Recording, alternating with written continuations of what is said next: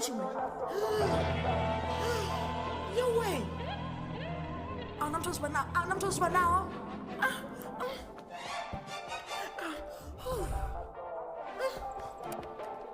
I wanna do it down. Do it down your door. Because I'm sugar kind myself. So being in this house is named as your phone now. Oh, that's Sherry. Okay, don't forget Arthur. Nggak banyak. Ada sepanda.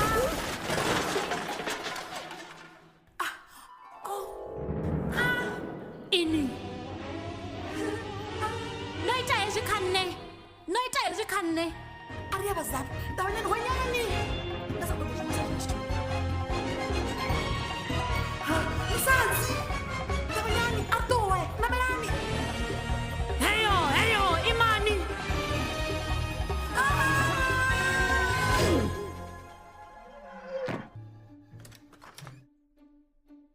Vanga simfara ndengori ndovipa nangwana oetela pa. Jani. Hello, Gru. Enda, yo, hey, nakwe. Oh, enda, papi, unazinani kwamba zona mini zinalanga ni chat kanisa sdivi chat kandinem Gru sikas kwamba mini.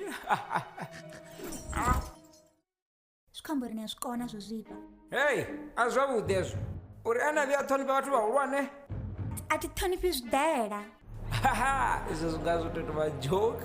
Ina tuivara ka Facebook. Wow. Internet. Vane mingwa mingana bon. Well, ni mwana unenda sdiva uri ninga wani chi.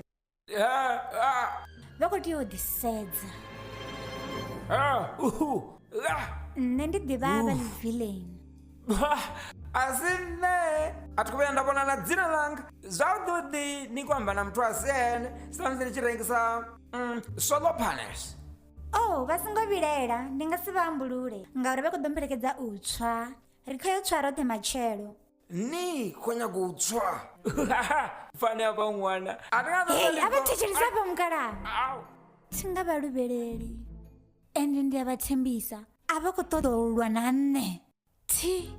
Okay, ndizvo mara machelo zidiva zavudi mara ndikoto vapfela vutungu ngauri hezwi zvikadaita nga ndani ya musi ni chikotoda uri shango lote lidivori ndinini Gru